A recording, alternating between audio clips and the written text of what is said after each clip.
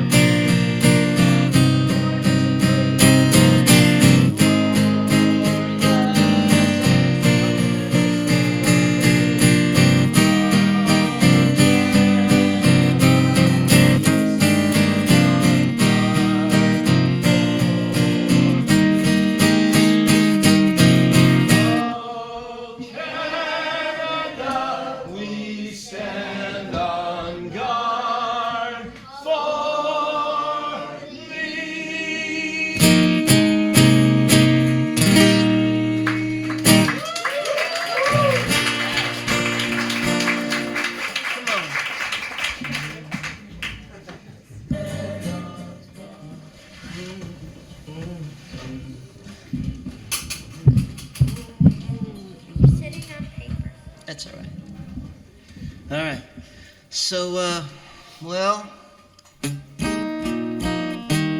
this guy and this song really revitalized my passion for the game and for a team, and I would say vitalized your, you don't know what I'm talking about.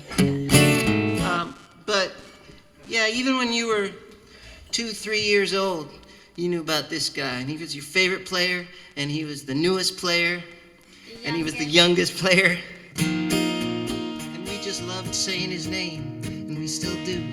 And he had a real immigrant story, I tell you.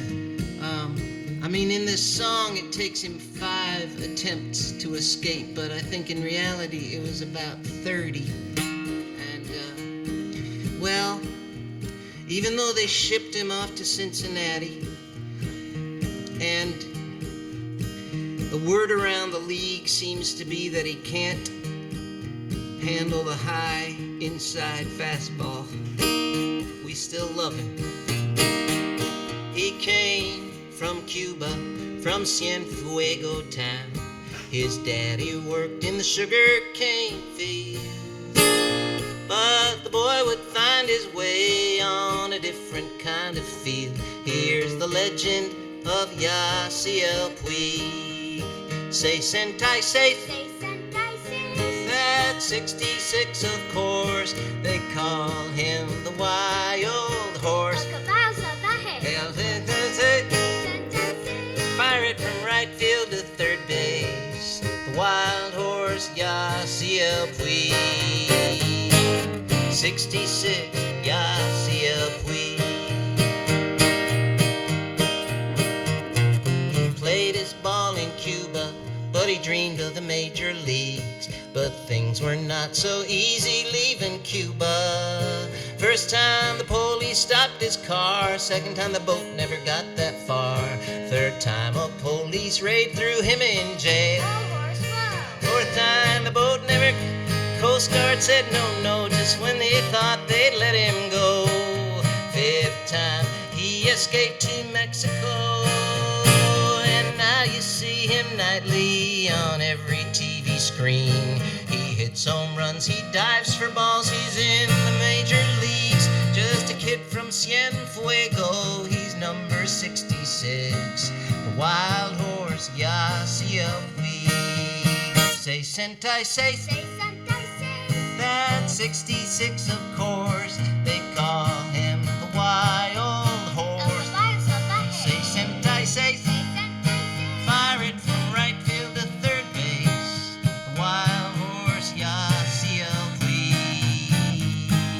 66, Yasiel Puig. One more time. Say Sentai, say, that's 66, of course. They call him the wild horse. Say Sentai, say, fire it from right field to third base. Wild horse, Yasiel Puig. 66, Yasiel Puig.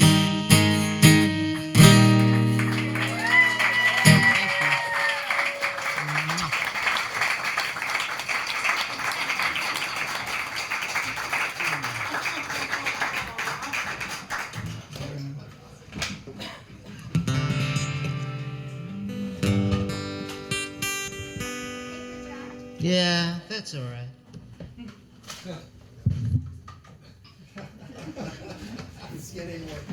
There we go.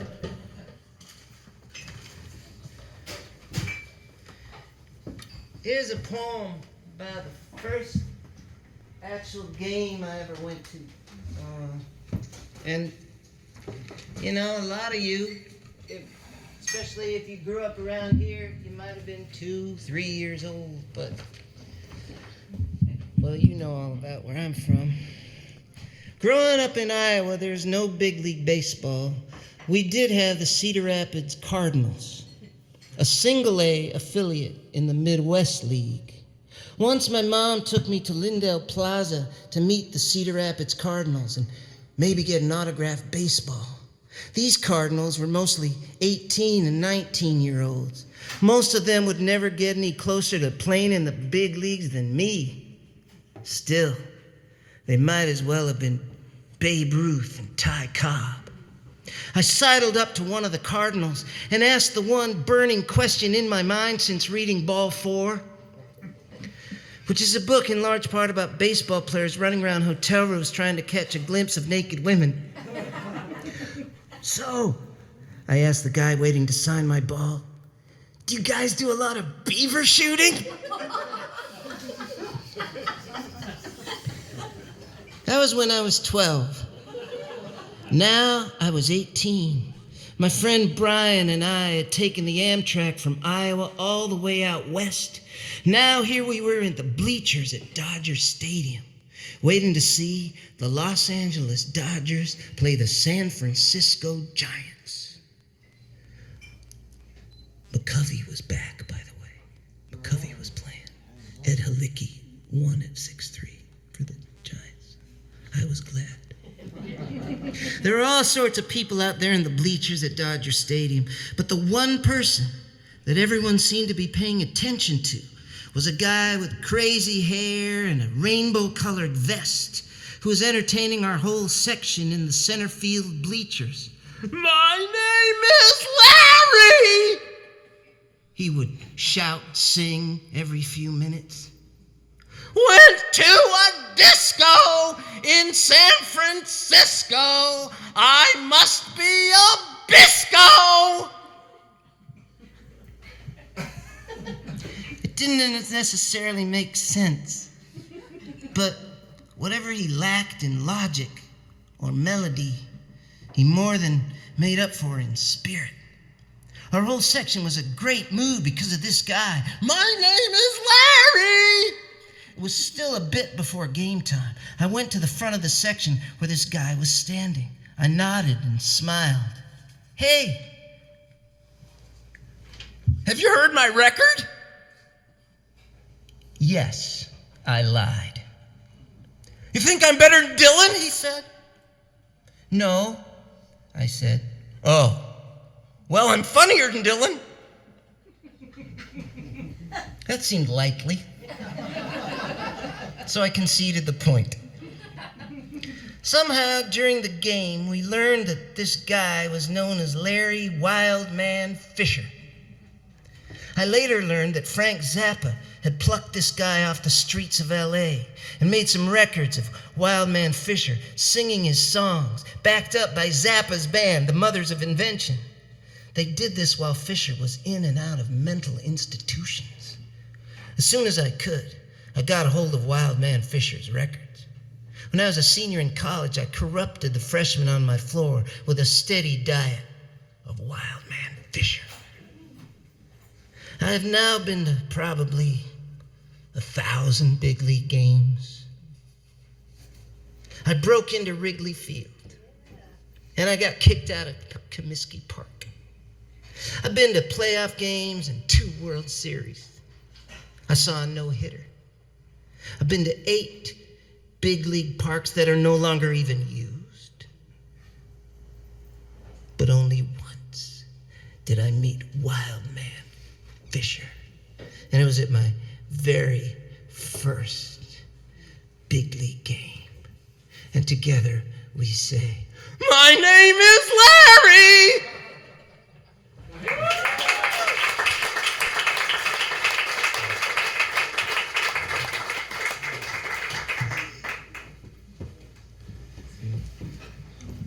How you doing, Case? I'm doing well. All right. How are you doing? I'm doing all right. I think I'm doing all right.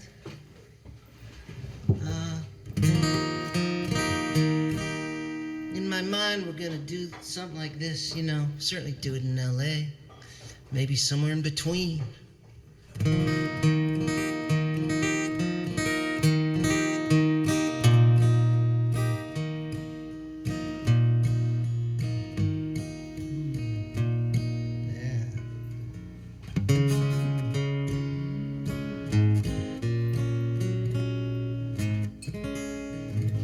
They say you taught me how to talk. Bet you wish you taught me how to stop. You're far away now, wish I could take a walk with you someplace. You explained me to our parents. English wasn't their first language. They spoke German, hated Germans, confusing times. Oh, sister. Down Midwest, backseat, bumpy streets, you sang my Beatles songs with me. I sang your Broadway melodies, bad harmonies. And where would Willie Mays have been without Jackie Robinson? And who can say what I'd been without you to lead the way?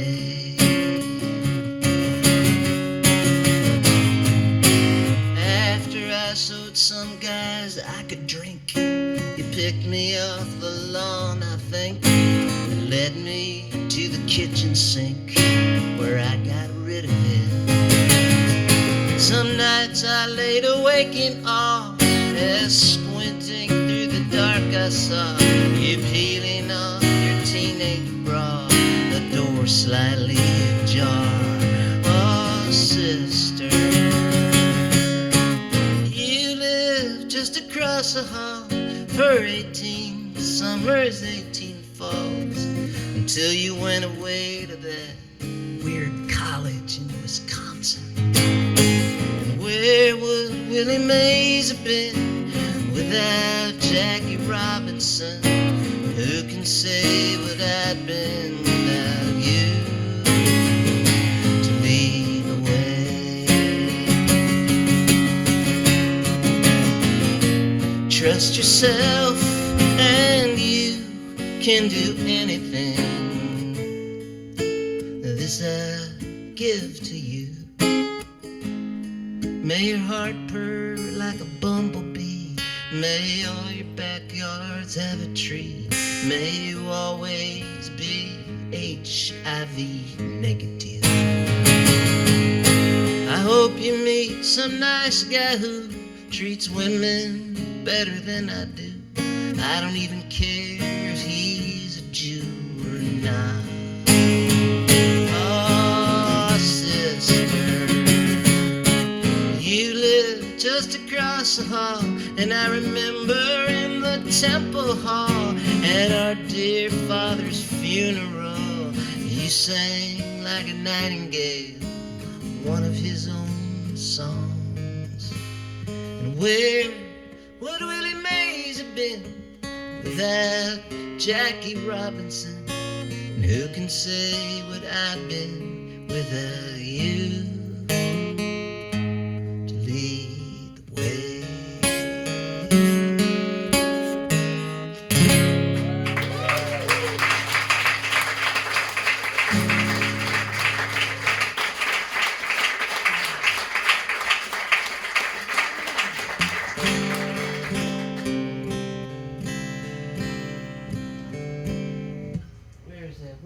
There. So we're very honored tonight to have not one but two very esteemed and recent authors of brand new baseball books. First of all, we got Bases to Bleachers by Eric Gray right here. Come on, stand up. Say hello. And I'm excited to see that collection of personal baseball stories from the stands and beyond. And I'm in it. Dan's in it. And then we also have Jason Turbo, who's right over here. Stand up. This is going to be a very popular item here, I think, especially. It's called They Bled Blue.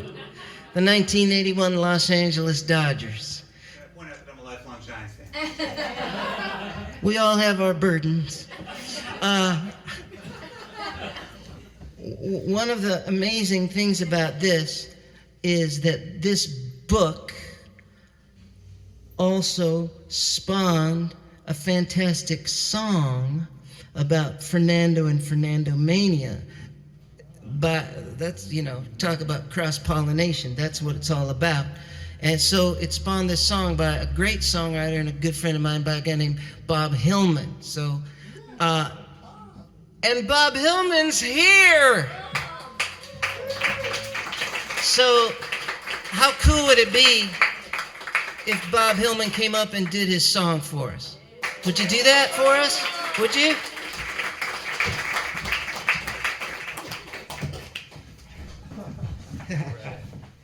Well, hopefully it's all twisted for me, so it'll probably be all twisted for you. You want one of these? Yeah, one of those. All right.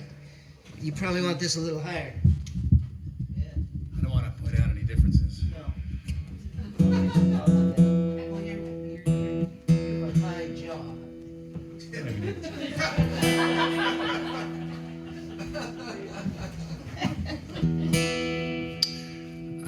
I wrote 2 songs for Jason's book, and I might even write more. I have another idea. I don't know what's going to happen with them, but I've been wanting to write a song about Fernando for a long time. It was hard to figure out where to start, but when I was 11, that's when the 1981 Dodgers were winning the World Series, and they lost the World Series to the Yankees in 78 and 79. It was a very painful experience for those of us who resided in Southern California, because Reggie Jackson kept hitting home runs, and they had all sorts of detestable players on their team, some of whom I still hate now. But they brought Fernando out of the bullpen in 1980 in the elimination game. Is that right? Yes, it was too late. When it was too late, but he was this random guy who looked really weird. Do you guys know what Fernando Valenzuela looks like? He does not look like a great athlete. He looks kind of like the opposite of a great athlete. Where's the painting? There's a painting up there. You can't tell the full rotundity of Fernando Valenzuela from here. Although he did get a good, the face gives it away. Bartolo Colon. So So then the next season came around, and the number 1 pitcher, Jerry Royce, was injured. The number 2 pitcher, Bert Hooton, was injured. Correct me if I'm wrong here. And Tommy Lasorda had to make a call, and he put in Fernando to start. He gave Fernando the ball on opening day, and he suddenly pitched like 1 million scoreless innings, and all of Los Angeles was captivated. And there was even a song, does anyone remember the Fernando Mania song? Fernando Valenzuela, he was born in Sonora. That was the beginning of the song. It's different from the beginning of my song.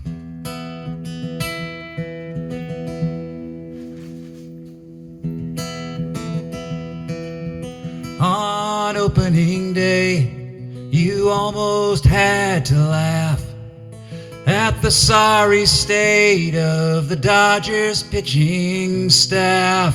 The manager, Lasorda, had to make a choice. He couldn't go with Hooton or with Jerry Royce. Never judge a pitcher by the heat he brings. Fernando Valenzuela waited in the wings.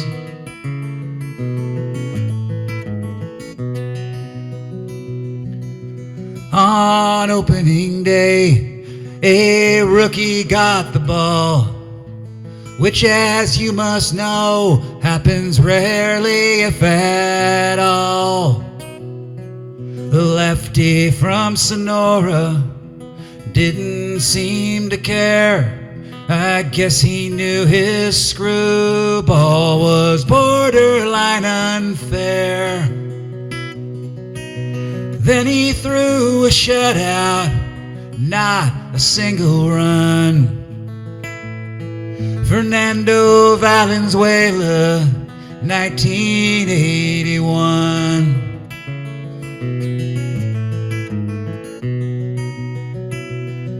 The Dodger demographic was predominantly white, but the demographic shifted and it happened overnight.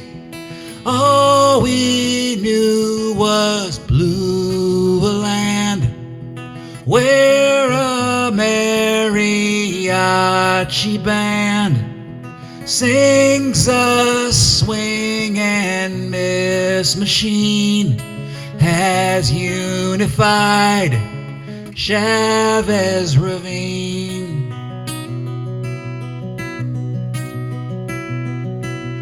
On opening day, he was overweight, idiosyncratic and seriously great.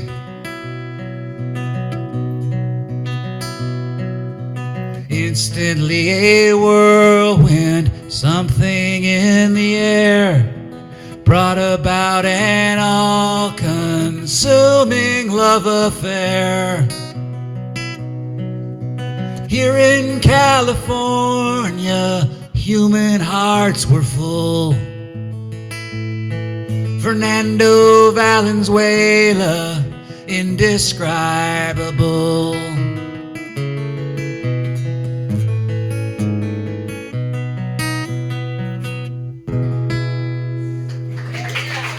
Thanks, you guys. That was fun. Jason Turbo.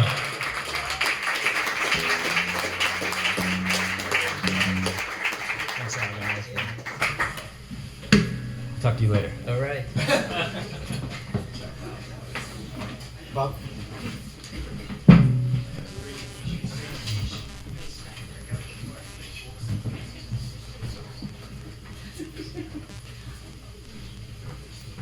All right, so who are these people on the walls? Who's that?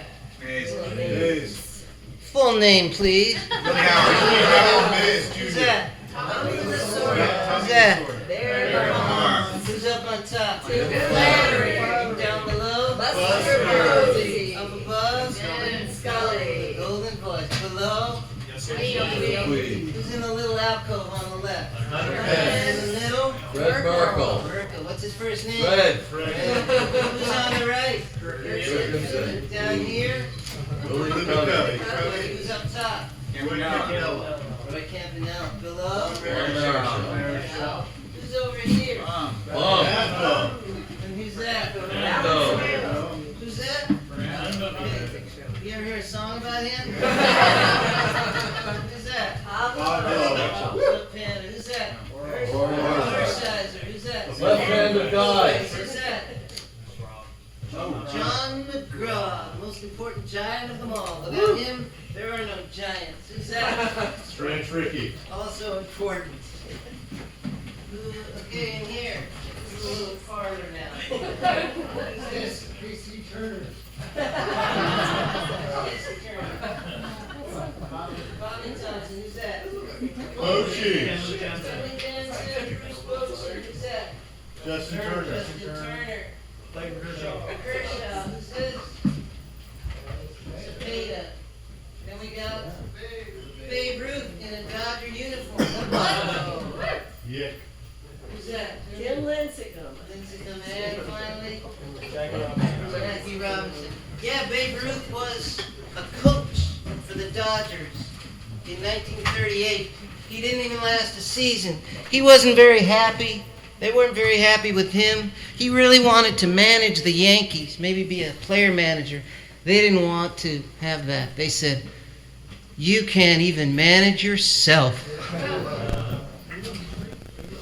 So that's why he always looked sad when he was in any picture as like a Dodger, because he kind of was.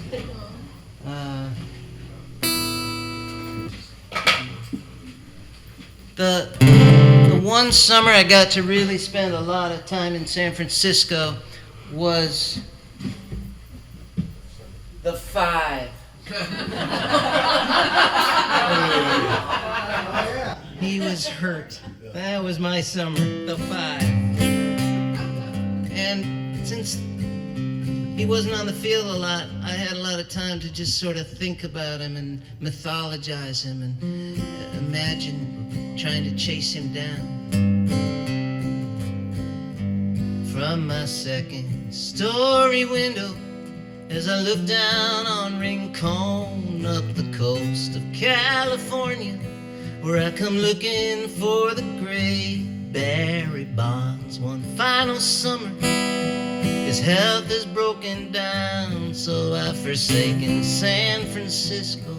Then I've heard the Bonds might be here seeking non-traditional medicine, but I see nothing but the craps games from my second story window in Rincon, where I come looking for Bonds. And from my second story window, I see the mayor in his chambers signing execution papers for the prisoners of conscience, and the ladies throw bananas in the street, and moments later they're gray and flat and lifeless beyond all recognition. Some say the most powerful force on earth is water, but from my second story window it seems to be the cars and Christopher Columbus come looking for the Spice Isles, and Montezuma come looking for the gold, and Charlie Chaplin come looking for the silver screen. I come looking for Bonds, Bonds come looking for the cure. The magic cure.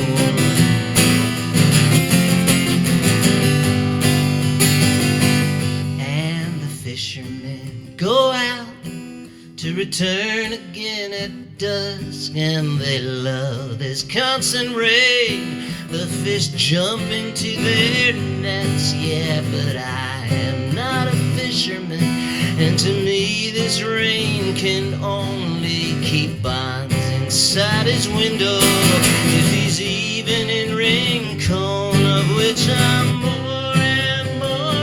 certain, especially with this rain and the news reports each hour. He's being tested in Los Angeles, and I found my friends just when I doubted myself most. They took me for a walk along the cinema, and they said this rain can't last forever. People will walk around, not just the fishermen. And from my second-story window, the fog enfolds the fishermen like ghosts along the harbor as their boats go out to sea. And my eyes alert but softly as I stand inside my window. I will not miss the moment if bonds should pass below. And Christopher Columbus come looking for the Spice Isles, and Montezuma come looking for the gold, and Charlie Chaplin come looking for the silver screen. I come looking for bonds, bonds come looking for the cure.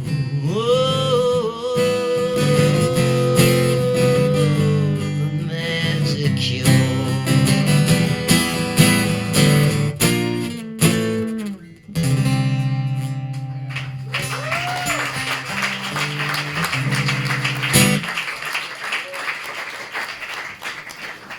And then sometimes you just flat out celebrate.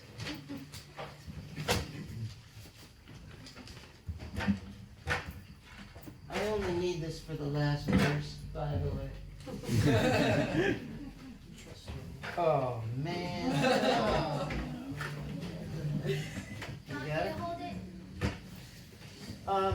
Yeah. Yeah, you want to hold it? Yeah, why don't you just hold it? And you can sing it too if there's anything that feels good.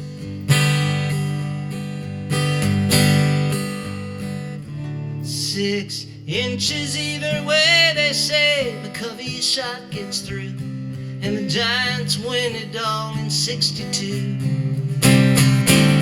89, the ground had shook. Cars and homes were tossed, and oh, by the way, the games were lost. 2002, the roof fell in, just waiting on the brink. We cried until we filled the kitchen sink with tears. 2010, we reached the promised land, the golden road, and the sun shines on McCovey Cove.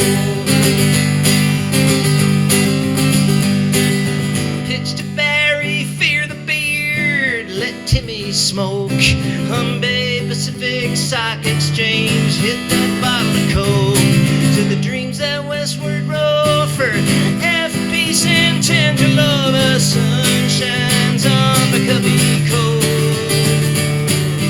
Willie Spire, Barry, Bobby, Russell, Mary Shaw, Big Deeds, Montefusco, Alvin Dark, Cepeda, sliding cleats up Fillmore to the Golden Road. Out Market Street they rode, and the sun shines on McCovey Cove. Torrealba, Perry, Spire, Kuiper, Jim Ray Hards, Kruko, Clark, Mitchell, Williams, Mitchell, late nights on the bar, Roger Craig and Charlie Fox, Herman Franks, Bruce Bochy, as the sun shines on McCovey Cove. Sanchez, Posey, Ross, Huff, Burrell, and Sandoval, Rowan, Renteria, Bumgarner, Kane, and all. Uribe, Wilson, Lindsay come to history they rode, as the sun shines on McCovey Cove, as the sun shines on McCovey Cove, as the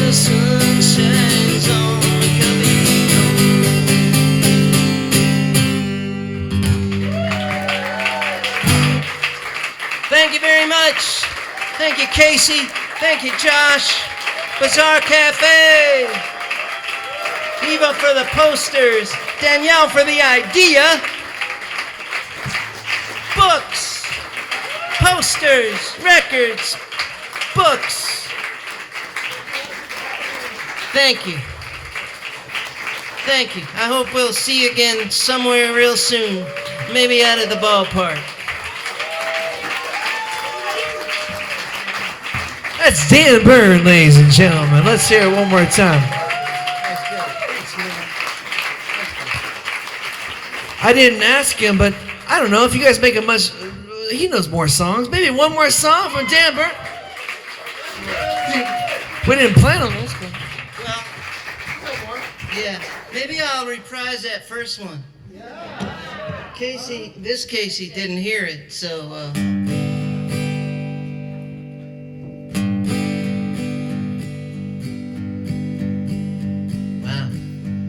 It's one thing when you're walking the streets trying to pound a song into your head at the beginning.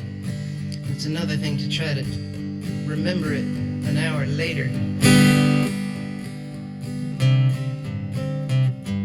For well over 100 years, one rivalry's been raw. Back to Wilbert Robinson, back to John McGraw.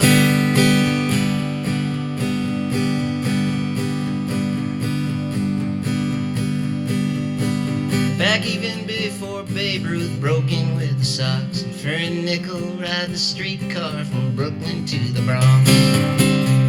From Ebbets Field in Brooklyn to the Bronx's Polo Ground, both sides pretty much saved their best till the other was around. When Branch Rickey brought Jackie, Nuke and Campy weren't far behind. It paved the way for Mays and Marty Irvin to be signed. Yes, I always thought the Giant-Dodger rivalry was best. It survived and thrived and both teams pulled up stakes and headed west. Mays and all the Giants planted roots up by the bay, while Koufax and the Dodgers, well, they were the toast of L.A. To pick right up where they left off, the stadiums were filled. Drysdale, Cepeda, McCovey, Will. Yeah, one August night in '65, it all came to a head when Marischal turned and cracked a bat on Johnny Roseborough's head. You know this now. Rivalry, rivalry, passions running hot from sea to shining sea. This is the real thing, ain't no fantasy.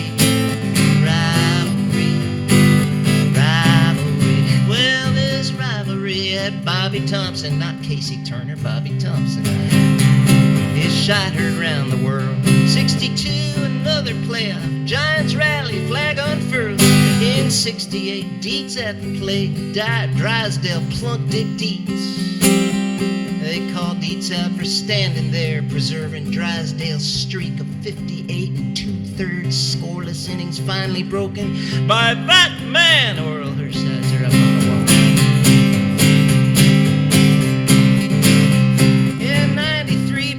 To wreck the Giants the final day. 82, Morgan did the same to L.A. The black and orange seemed to suit the rainy, misty bay, while the flashy blue and white feels right down in sunny L.A. Dodger fans drive the freeways, L.A. fans take the bar.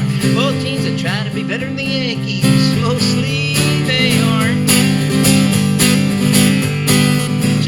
Park, they love a sourdough bread bowl in the fog, while in L.A. they sing the praises of the Dodger dog. Rivalry, rivalry, brick by brick, brick by brick, candlestick, candlestick, Chavez Ravine, what a scene, what a scene. Rivalry, rivalry, well, these hotly heated games are great, but sometimes hatreds run. Sometimes the fans get violent, and then it ain't much fun. Sometimes the Dodger Giant thing gets a little your hat in the other team's park, unless you're you. They all play the same game with 108-stitch ball. Both have a bunch of pennants, yes, hanging on the wall. LA's got 5 series trophies, Giants got 3 cups, but even LA knows that San Francisco's catching up. Bobby Bonds' kid Barry sent ball splashing in the bay. Bumgarner and Puig had words in LA. 67 years Scully was with the Dodgers in the boot. Russ Hodges, John Miller, they can paint a story too. Just like you need yang, like a hot dog needs a bun. Just like you need 3 bases and a plate to score a run. Just like Cain and Abel, they're baseball's warring brothers. But to be at their best, both sides need one another. Rivalry, rivalry, passions running out from sea to shining